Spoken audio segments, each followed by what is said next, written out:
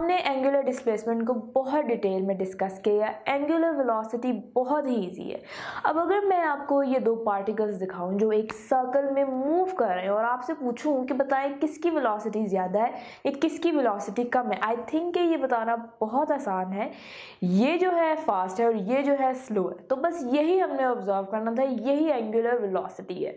तो हम इसे स्लो एंड फास्ट भी कह सकते हैं या ये भी कह सकते हैं कि इसकी स्पीड हाई है और इसकी स्पीड स्लो है, या फिर हम ये भी कह सकते हैं कि इसकी एंगुलर वेलोसिटी ज़्यादा है और इसकी एंगुलर वेलोसिटी कम है। अब जिस तरह हमने लीनियर में देखा था कि लीनियर वेलोसिटी को हमने v से रिप्रेजेंट किया था और वो इक्वल था डिस्प्लेसमेंट ओवर टाइम के। एंगुलर वेलोसिटी क्या होगा? वो होगा एंगुलर डिस्प्लेसमेंट ओवर टाइम और उसे हम ओमेगा से रिप्रेजेंट करेंगे। लीनियर वेलोसिटी को हमने कहा था ये डिस्प्लेसमेंट ओवर डेल्टा डी है। एंगुलर डिस्प्लेसमेंट को हमने डेल्टा थीटा से जाहिर किया था, सो हमारी angular velocity will be equal to delta theta over delta t. जिस तरह लीनियर वेलोसिटी में हमने एवरेज पढ़ा था, अगर टोटल थीटा कवर्ड या टोटल डिस्प्लेसमेंट कवर्ड को टोटल टाइम से डिवाइड कर देंगे तो जो वेलोसिटी हमें मिलेगी वो एवरेज वेलोसिटी होगी।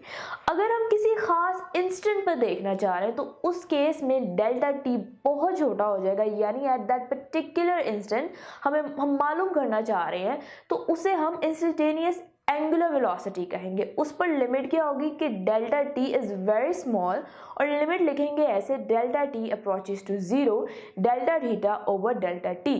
ये होगी हमारी एंगुलर वेलोसिटी। अब ऑब्वियसली एंगुलर वेलोसिटी एक वेक्टर क्वांटिटी है और उसकी डायरेक्शन भी सेम होगी जो कि एंगुलर डिस्प्लेसमेंट की होगी, जो हमने पिछले टॉपिक में देखा था, जो राइट हैंड रूल से फाइंड की थी एंगुलर डिस्प्लेसमेंट की डायरेक्शन। सो जो एंगुलर डिस्प्लेसमेंट की डायरेक्शन होगी वही वेलोसिटी की भी होगी। लास्ट चीज़ हम इसके यूनिट्स डिस्कस कर लेते हैं, फॉर्मूला हम इसका लिख लेते हैं और वो है delta theta over delta T. Theta हम लेते हैं रेडियंस में और टाइम सेकेंड में, तो एंगुलर वेलोसिटी के जो यूनिट्स होंगे वो होंगे रेडियंस पर सेकेंड।